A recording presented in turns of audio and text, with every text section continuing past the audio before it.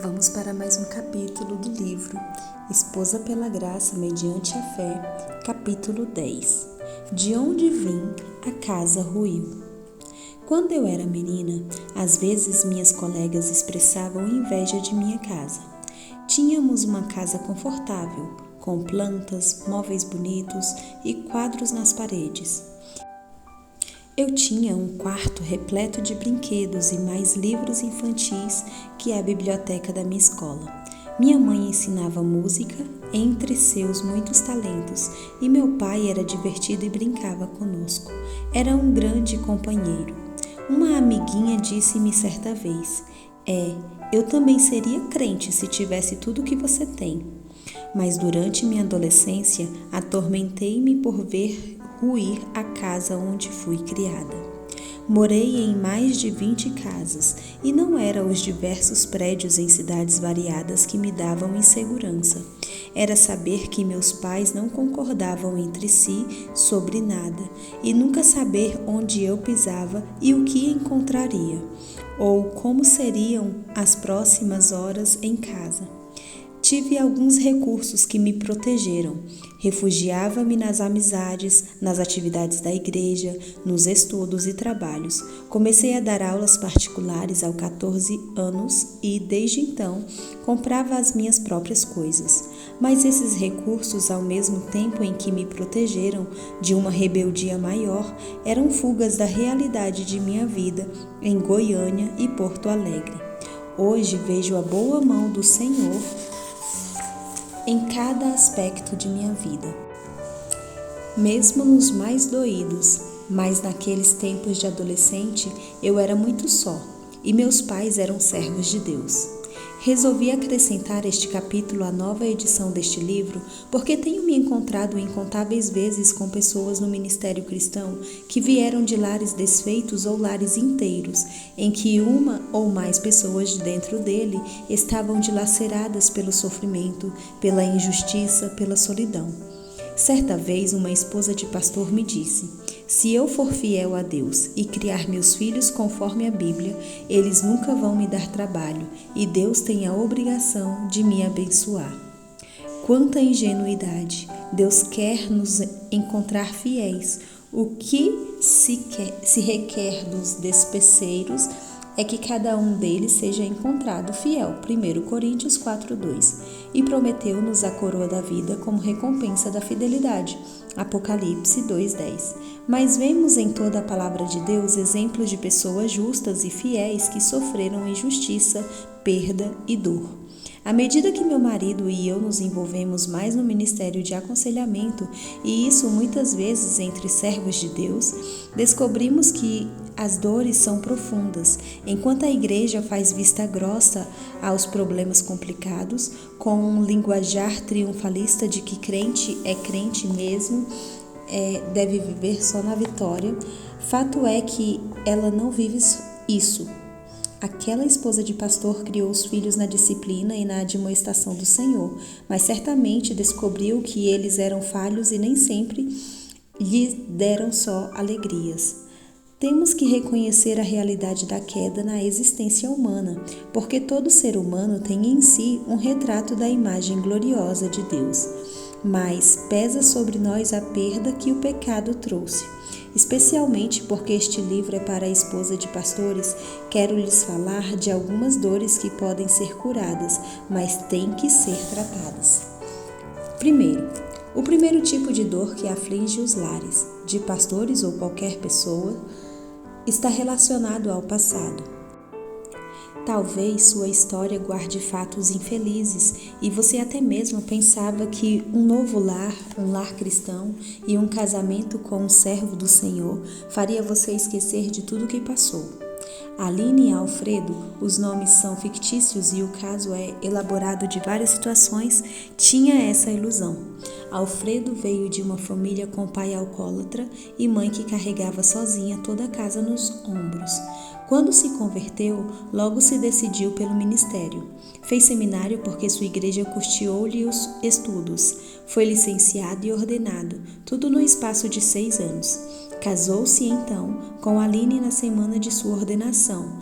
pois era melhor ele começar o primeiro ano de pastorado já casado, diziam os irmãos da igreja. Aline, por sua vez, tinha as suas dores. Ela veio de família abastada, mas era sabido por todos que o pai tinha outras mulheres. Nunca lhe faltou roupa, conforto e até joias, mas Aline, que todos diziam muito parecida com o pai, mantinha a distância dele. Conversava muito com sua mãe, que fazia da filha única sua confidente das frustrações de viver só no meio da fartura material.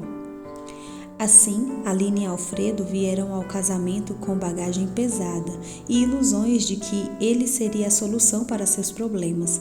Mas ao primeiro problema, ele se refugiava cercando-se de atividades, reuniões, visita, cultos e pontos de pregação, sem saber que estava usando seu ministério como uma fuga e uma forma de não enfrentar a dor dos relacionamentos, de forma semelhante a como seu pai usava a bebida. O baú de Aline, por sua vez, era de mágoa contra o pai. A raiz de amargura começou pequena, veja Hebreus 12:15, mas acabou fazendo com que Aline concluísse que homem nenhum presta e que seu relacionamento com Alfredo estava podre desde o começo. Leia a Bíblia e ore mais. Eram as soluções que vinham à mente. Mas as frustrações de Aline cresciam porque ressentia que o líder espiritual, aquele que fazia tudo certo, o pastor dedicado e homem consagrado que era seu marido, não entendia suas carências. Ademais, ela se esforçava para não lhe fazer exigências desmedidas, mas rapidamente descobriu que não conseguia conter as despesas e manter a casa com o salário que ele ganhava. Solução? Procurar trabalho. Ele fizera direito e ajudar no orçamento. Mas, quando começou a trabalhar, logo estava ganhando melhor do que ele e passou a ditar as regras dos gastos. Quando se sentia só, telefonava para a mãe. Quando o dinheiro ainda apertava, porque ganhava bem, mas gastava mais ainda, telefonava para o pai. Além disso, Aline e Alfredo foram crescendo à parte, se distanciando até que, com 6 anos de casados e um filho de 3 anos, concluíram que suas vidas nada tinham em comum. Quando nos casamos, todos trazemos bagagem das casas de onde viemos, então temos que resolver as questões pendentes, as amarguras e os problemas de onde viemos, e não pensar que o casamento é a solução. A Bíblia diz: por isso deixa o homem pai e mãe e se une à sua mulher, tornando-se os dois uma só carne. Gênesis 2:24. Devemos lembrar que esse deixar é o primeiro passo no casamento, significando não só o deixar fisicamente para estabelecer um novo lar, como também deixar emocionalmente, deixando bem, deixando resolvido, não permitindo que os erros de sua antiga família impactem ou influenciem o novo lar. Além de problemas claramente delineados, como os das famílias de Alfredo e Aline, há problemas ocultos mais insidiosos ainda, que precisam ser solucionados para que o lar se estabeleça com fundamento firme e transparência límpida. Certo dia, conversava com uma esposa de pastor que passou por 10 anos em pé de guerra com seu marido, a quem ama e admira muito. Antes de ele descobrir que ela tinha sido sexualmente abusada por um parente e inconscientemente culpava a Deus por não a ter protegido, o reflexo em sua família é que, embora amasse o marido, via nele o abusador de sua pré-adolescência e não conseguia respeitá-lo. Outro casal estava ainda carregando o peso de culpa que ele, hoje pastor de vida límpida, sentia porque antes de sua conversão engravidara uma moça que fez aborto e ninguém ficou sabendo. Problemas do passado, tenha você sido vítima inocente ou pecador consumado, continuarão a influenciar o presente se não ocorrer arrependimento genuíno. Eles não podem ser varridos para debaixo do tapete. Como uma ferida infeccionada que, se for tampada, só tem a infecção aumentada. O que o Senhor da vida escreveu à igreja de Éfeso pode ser muito bem aplicado à vida de muitos casais dentro do ministério pastoral. Conheço as tuas obras, tanto o teu labor como a tua perseverança, e que não podes suportar homens maus, e que pusestes à prova os que a si mesmos se declaram apóstolos e não são, e os achaste mentirosos, e tens perseverança, e suportaste provas por causa do meu nome, e não te deixaste esmorecer. Tenho, porém, contra ti que abandonaste o teu primeiro amor. Lembra-te, pois, de onde caíste, arrepende-te, e volta à prática das primeiras obras. Apocalipse 2, 2-5. A consagração, o esforço por acertar, a retidão de vida e o discernimento de motivações erradas nos outros estavam todos aí, mas eles deixaram o primeiro amor. O que foi que fez com que você deixasse o seu primeiro amor? As adversidades da vida? O fato de não poder compartilhar seus sentimentos mais íntimos com a pessoa que lhe é mais íntima, seu cônjuge? Por medo de que ele não entenda, despreze, fique irado ou faça pouco caso? A amargura tem que ser arrancada pela raiz. Ponto 2. Outro tipo de problema que aflige lares pastorais, assim como outros lares, é a dificuldade presente, aquilo que se passa no cotidiano. As pequenas coisas e situações que nós vivemos a cada dia revelam os ídolos que nos dominam. Esses ídolos foram concebidos no passado, mas nascem no nosso hoje. Mas eles são diferentes para as pessoas diferentes ou em diferentes fases da vida. Lembro-me, por exemplo, que quando eu era jovem esposa de pastor, achava que tinha que fazer meu casamento dar certo, custasse o que custasse. Porque vi o lar de meus pais desmoronar, coloquei como alvo fazer com que meu lar fosse bem-sucedido. Ora, Deus quer que nossas famílias sejam abençoadas com a paz e o fruto do Espírito. Mas quando eu coloquei na mente a ideia de que dependia de mim, que eu faria acontecer custasse o que fosse, eu estava colocando ali alguma coisa além de meu controle independente da vontade de Deus. Fiz isso ao ponto de fingir sentir e ser algo que eu não era e não sentia. Ao ponto de, em vez de buscar primeiro o que Deus queria de mim, tentar atender a tudo o que achava que meu marido queria de mim. Outro dia, uma esposa de pastor me disse: estou dando um basta às exigências do meu marido. Vou largar tudo o que eu não gosto de fazer na igreja. Asaf que se vire. Embora a consciência de que não podia viver pelas exigências de outros estivesse certa, sua motivação não o era. O basta tem que ser dado em amor, depois de uma boa conversa em que se delineie o que realmente é importante e quais são os alvos atingíveis em nossa vida, assim como quais são os passos práticos para chegar a esses alvos. O primeiro passo daquela mulher seria conversar com seu marido sobre o que eles consideram importante, eliminando superficialidades que tomam tempo e se tornam exigências só porque sempre foram assim. Por exemplo, em meu caso, no trabalho de igreja, acho importante desenvolver o dom do ensino. Tenho uma classe de escola dominical de adultos e dedico tempo para preparar a lição. Tenho um interesse no trabalho missionário e nossa igreja tem um conselho de missões atuante. Canto no coral, que exige algumas horas de ensaio toda semana. Mas o povo espera que eu vá em todas as reuniões das senhoras também. Não consigo fazer tudo o que se espera de mim. Seleciono, portanto, algumas coisas, não participo de outras. Deixei de participar de reuniões do conselho missionário e não vou em todas as reuniões das mulheres. Caso não fizesse assim, não conseguiria fazer o que creio que Deus quer que eu faça em minha igreja. Certamente, às vezes, algumas pessoas pensam que ela devia ajudar com a sala de costura ou indagam por que a mulher do pastor não veio. Mas resolvi diante de Deus o que seria mais importante e conversei com meu marido sobre essas prioridades, procurando me ater a elas.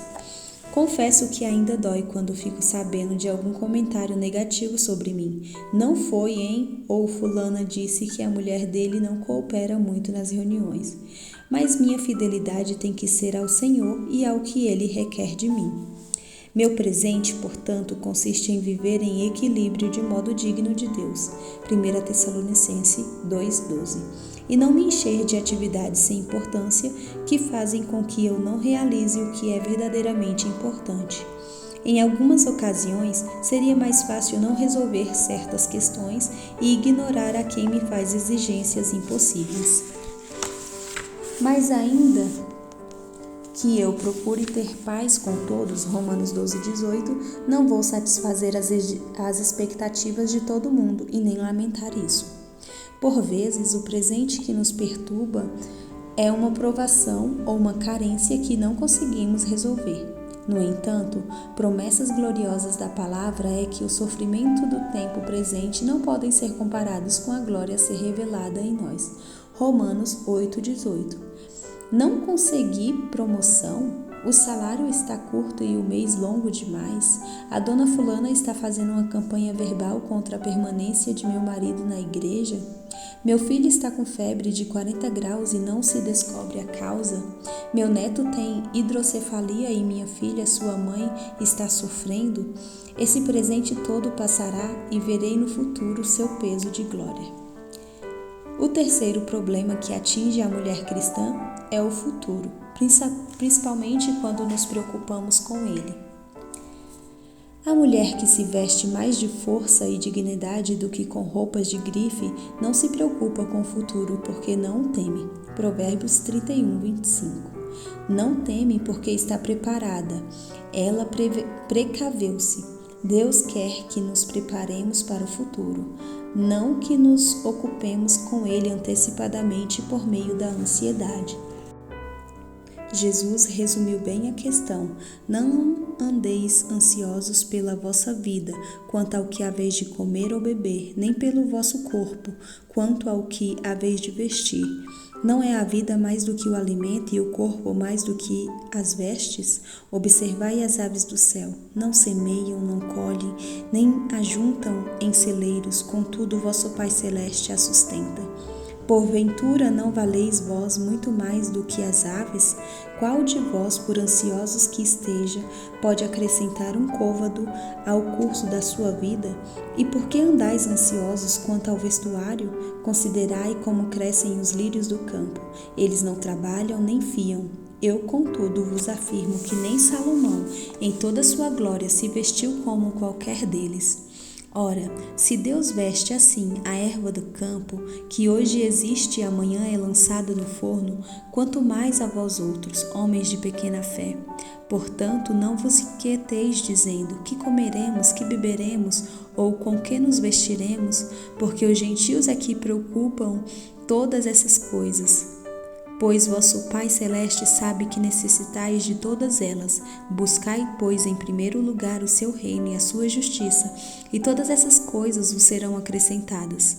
Portanto, não vos inquieteis com o dia de amanhã, pois o amanhã trará os seus cuidados. Basta ao dia o seu próprio mal. Mateus 6, 25, 34. Isso significa que podemos ser displicentes? Claro que não. O pastor deve ter planos e aposentadoria e pagar seguro de vida. Se puder fazer economia para o futuro, que o faça, mas invista primeiramente e principalmente em valores eternos. Preocupa-nos o futuro dos filhos? Investamos na sua educação, dando-lhes uma formação cristã de integridade e uma formação acadêmica condigna. Deus cuidará do seu futuro. Preocupa-nos o tempo em que não podemos mais trabalhar? Preparemo-nos para isso. Realmente é uma vergonha ver como algumas igrejas ignoram a necessidade de cuidar bem dos seus servos idosos.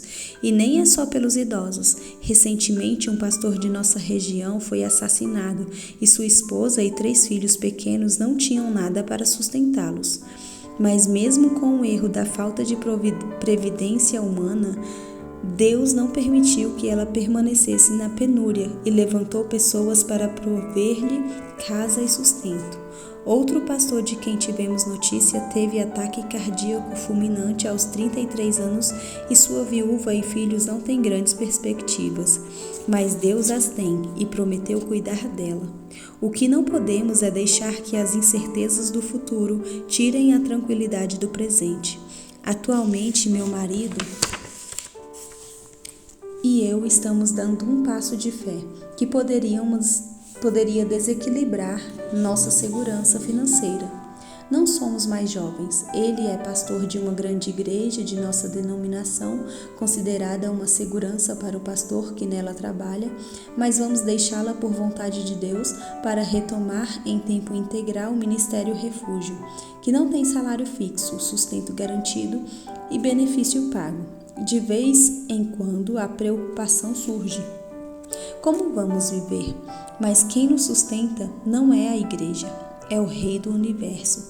E se Ele mandou que mudássemos de rumo, não somos nós que vamos insistir em ficar numa igreja agradável, mas fora da vontade dEle para nós.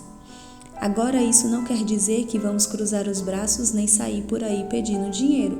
Trabalhamos e trabalharemos duro, lembrando que as responsabilidades de nosso futuro estão nas melhores mãos possíveis, de quem prometeu suprir cada uma de nossas necessidades, segundo a sua gloriosa riqueza em Cristo Jesus. Filipenses 4:19.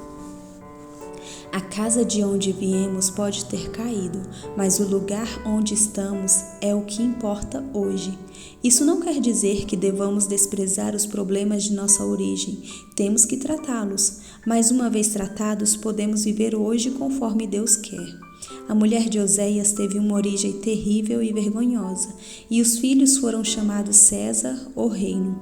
Não compadecerei e não meu povo. Contudo, a promessa veio no lugar onde se lhes dizia: Vós não sois meu povo, se lhes dirá: Vós sois filho do Deus vivo. Oséias 1:10. A promessa do Senhor foi que, mesmo tendo uma casa desmoronada, vindo de uma nação adúltera, o seu povo pode se tomar filhos do Deus vivo. E vejam à volta, a conversão da qual eu e você certamente podemos fazer parte. Vinde e tornemos para o Senhor. Ele nos despedaçou, mas nos sarará. Fez a ferida, mas a ligará. Depois de 2 dias nos dará a vida. No 3º dia nos ressuscitará e viveremos diante dele. Conheçamos e prossigamos em conhecer ao Senhor. Como a alva será a sua saída. Ele virá a nós como a chuva serôndida que rega a terra, pois eu quero misericórdia e não o sacrifico, e o conhecimento de Deus mais que holocausto. Vinde e tornemos para o Senhor, porque Ele nos despedaçou e nos sarará, fez a ferida e a ligará. Depois de 2 dias nos revigorará, ao 3º dia nos levantará, e viveremos diante dele. Conheçamos e prossigamos em conhecer ao Senhor, como a alva sua vinda é certa, e Ele descerá sobre nós como chuva serôndida que rega a terra. Pois misericórdia quero e não sacrifício, e o conhecimento de Deus mais do que holocausto. Oséias 6:1, 3 e 6. Podemos ter uma origem duvidosa ou péssima mesmo. Podemos descobrir que nossa perspectiva não são muito boas.